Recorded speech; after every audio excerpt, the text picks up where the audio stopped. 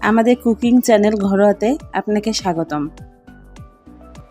আজকে আমরা মাত্র 4টি উপকরণ ব্যবহার করে বাসায় মিষ্টি দই বানাবো। বাসায় দই বানাতে আমরা যেসব উপকরণ ব্যবহার করব সেগুলো হলো টক দই হাফ কাপ, চিনি 3 টেবিল চামচ, লিকুইড দুধ 2.5 কাপ, কনডেন্স মিল্ক 1/4 কাপ। প্রথমে একটা বাটির ওপর চালনি রেখে তাতে টক দই ঢেলে দইয়ের পানি ঝরাতে রেখে দিব। বাসায় কীভাবে মাত্র 2টি উপকরণ দিয়ে টক দই বানাতে হয় তার রেসিপি ডেসক্রিপশনে পেয়ে যাবেন। এখন একটা পাত্রে চিনির সাথে 2 টেবিল চামচ পরিমাণ পানি ঢেলে চুলা মিডিয়াম টু লো আঁচে রেখে অনবরত নাড়াতে থাকব। একই সাথে আমরা আরেকটা চুলায় দুধ গরম করতে দিয়েছি। 2 থেকে 3 মিনিটের মাথায় এটার রং হালকা বাদামি হয়ে আসবে, হলেই আমরা চুলা বন্ধ করে দিব। হালকা বাদামি হয়ে আসলেই চুলা বন্ধ করবেন, কারণ একবার কালার চলে আসলে ক্যারামেলটা খুব অল্প সময়ের মধ্যেই পুড়ে যায়।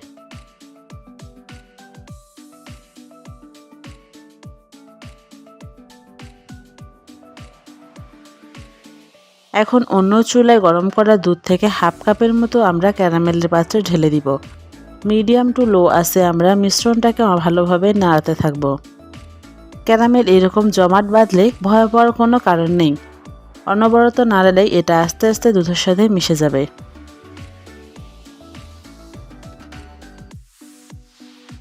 ক্যারামেল গলে গেলে বাকি দুধটাও ঢেলে অনবরত নাড়াতে থাকব।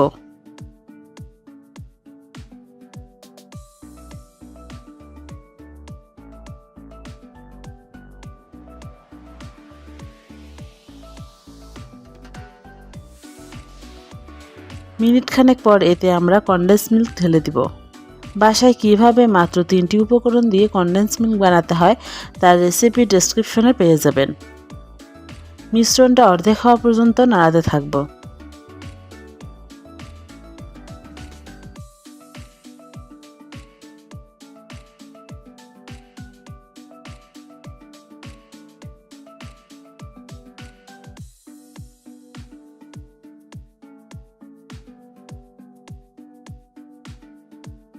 আমাদের মিশ্রণটা অর্ধেক হয়ে এসেছে, তাই এখন চুলা বন্ধ করে দিব।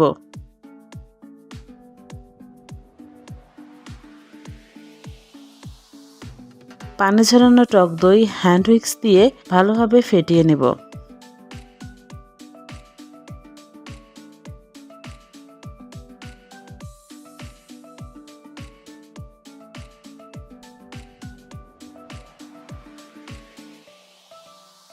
দুধের মিশ্রণটা কুসুম গরম হয়ে আসলে এতে টক দইটা ঢেলে অনবরত নাড়াতে থাকব।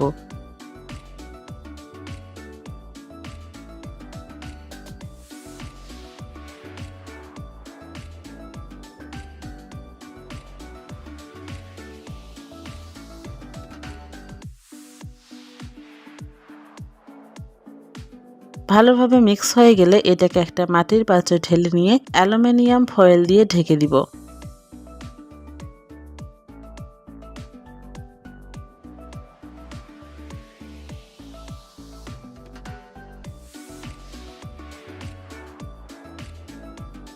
এখন একটা পাত্রের উপর স্ট্যান্ড বসিয়ে হাই হিটে 5 মিনিট গরম করে নেব। এবার দইয়ের পাত্রটাকে স্ট্যান্ডের উপর বসিয়ে ঢাকনা দিয়ে ঢেকে 6 থেকে 8 ঘন্টার জন্য রেখে দিব।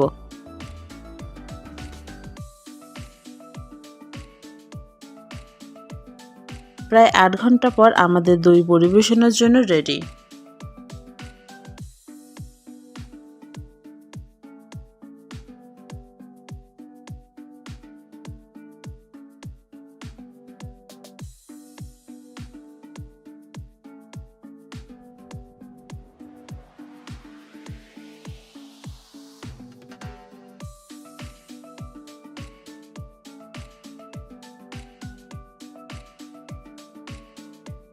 ভিডিওটি কেমন লাগলো কমেন্টে জানাবেন। ভালো লাগলে অবশ্যই লাইক ও শেয়ার করবেন। এরকম মজাদার খাবারের সহজ রেসিপি মিস না করতে চাইলে আমাদের চ্যানেলে সাবস্ক্রাইব করুন ও বেল আইকনে ক্লিক করুন। পরের ভিডিওতে আবার দেখা হবে।